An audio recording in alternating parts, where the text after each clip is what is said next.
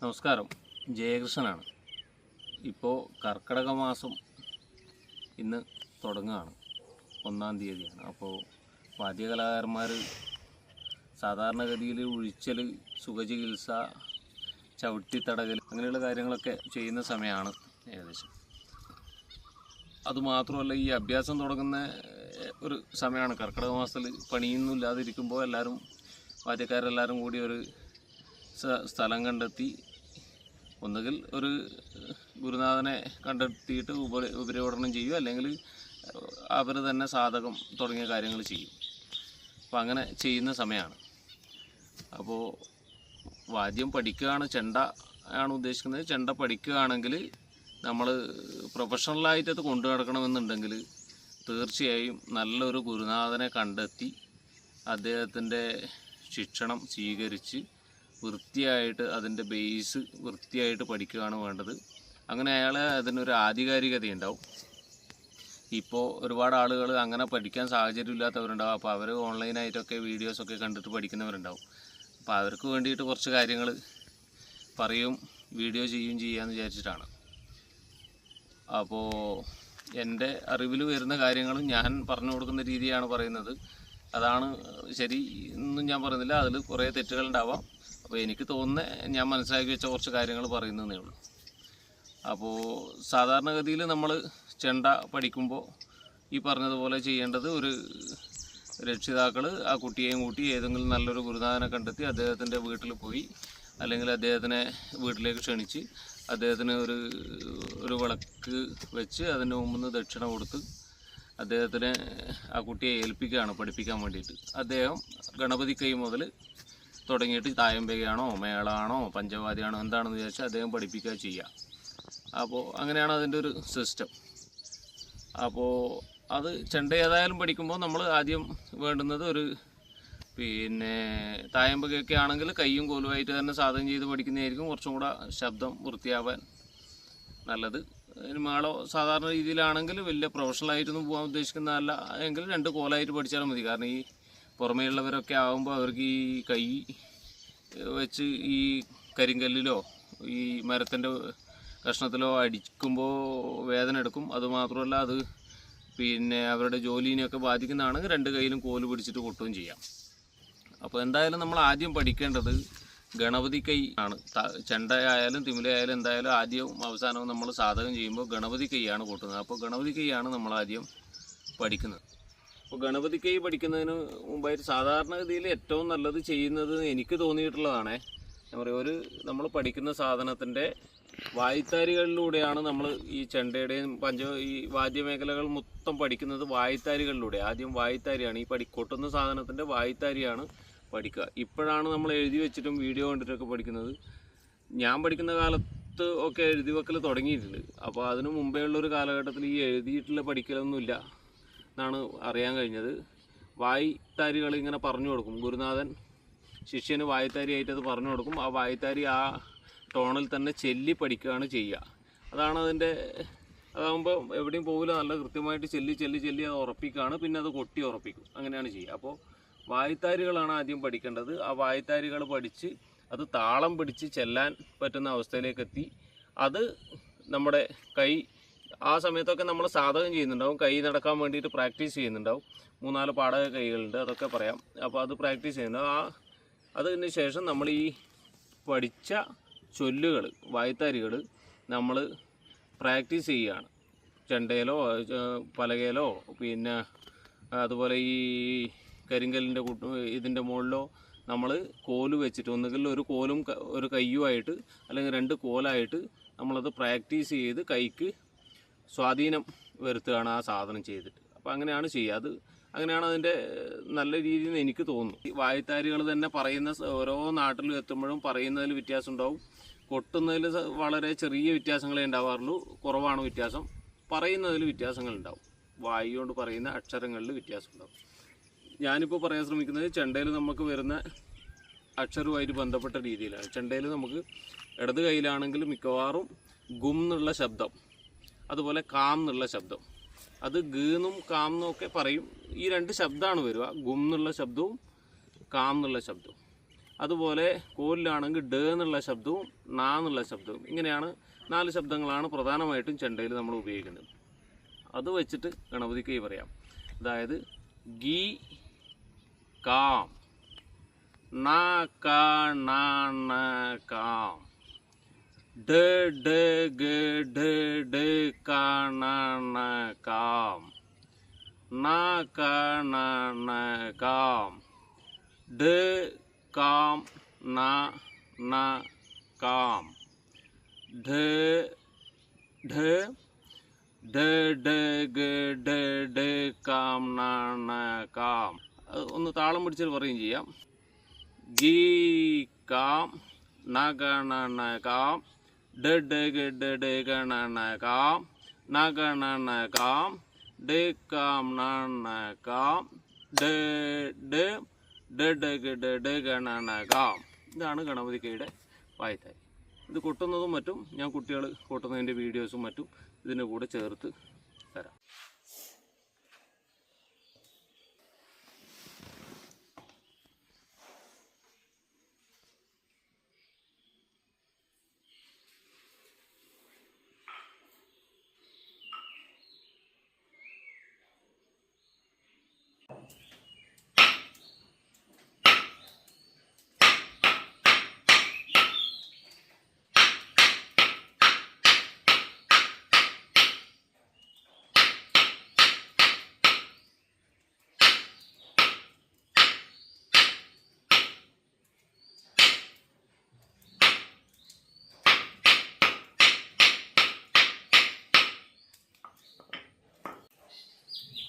ചെണ്ട പഠിക്കുമ്പോൾ ആദ്യം പഠിക്കേണ്ടത് ഗണപതി കൈ.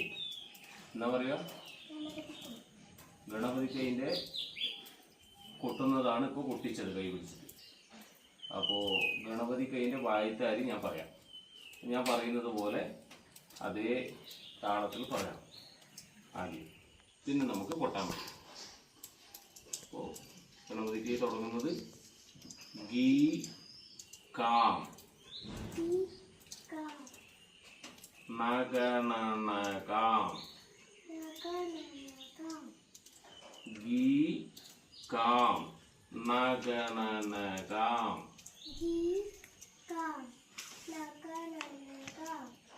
ആദ്യത്തെ ഒന്നായി.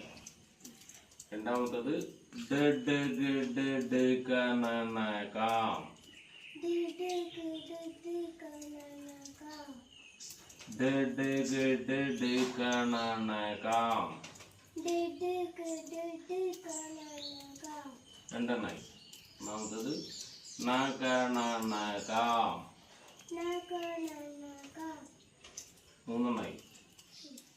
ഒന്നുപോലെ പറഞ്ഞാൽ ഗീ കാം, ന ക ന ന കാം, ഡ ഡ ഗ ഡ ഡ ക ന ന കാം, ന ഗ ന ന കാം. മൂന്ന് പറഞ്ഞു.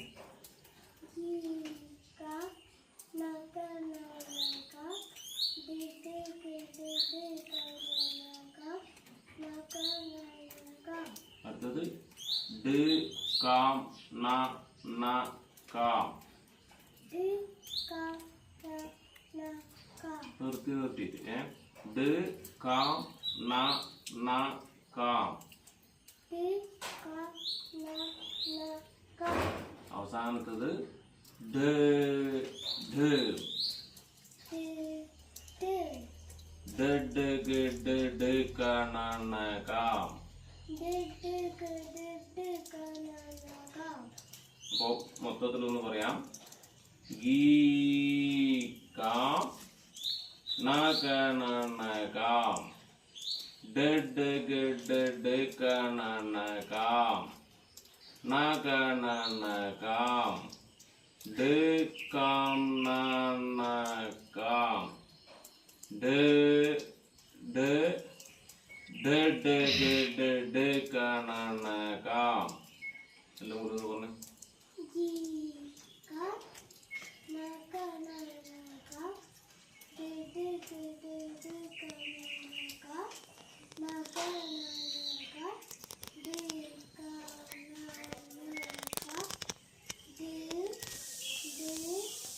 Did അപ്പോൾ ഗണപതിക്കൈൻ്റെ വായ്ത്താരി പഠിച്ചു. അത് നമ്മളൊരു താളത്തിലാണ് ഗണപതിക്കൈൻ്റെ വായ്ത്താരി പറയുന്നത്. അതായത് ചെമ്പട താളത്തിലാണെന്ന് പറയും. അപ്പോൾ അത് പറയാം. താളം പിടിച്ചിട്ട് പറയുമ്പോൾ ഗീ കാം നഗണന കാം ഡഡ് ഗഡ് ഗണന കാം നഗണന കാം ഡ കാം നന കാം ഡ ഡഡ് ഗഡ് ഗണന കാം.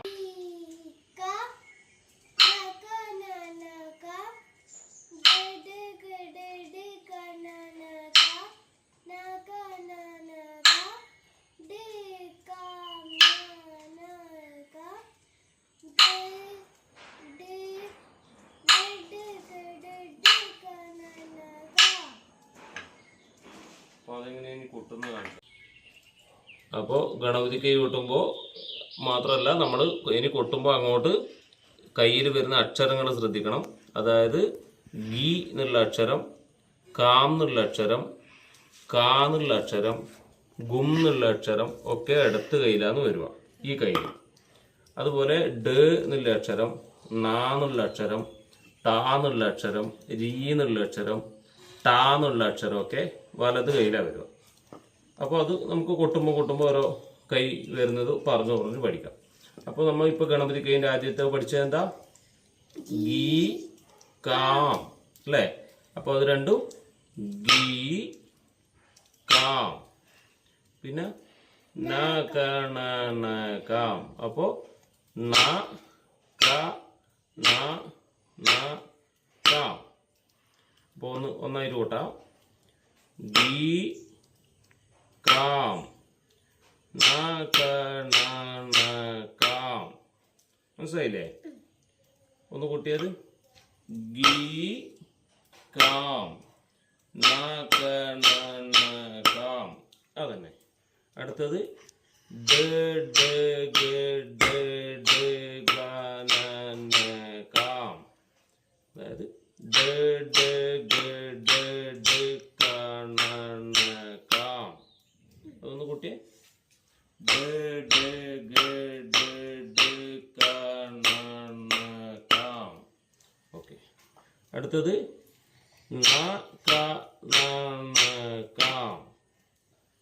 ന ക ന ന കാം. പിന്നെ നിർത്തിയില്ലത് ഡ ക ന ന കാം. ഡ ക ന ന കാം. അവസാനത്തത് ഡ ഡ ഡ ഡ ഗ ഡ ഡ ക ന ന കാം. ഡ ഡ കൂട്ട് ഡ ഡ ഡ ഡ ഗ ഡ ഡ ക ന ന കാം. മൊത്തത്തിൽ കൊട്ടിക്കാം. ഗീ കാം ന ക ന ന കാം. ഡ ഡ ഗ ഡ ഡ ക ന ന കാം. ന ക ന ന കാം. ഡ കാം ന ന കാം. ഡ ഡ ഡ ഡ ഗ ഡ ഡ ക ന ന കാം. മനസ്സിലായോ? ഒന്ന് കൊട്ടി ഒറ്റക്ക്. ഗീ കാം ന ക ന ന കാം. ഡ ഡ ഗ ഡ ഡ ക ന ന കാം. ന ക ന ന കാം. ഡ കാം ന ന കാം. ഡ ഡ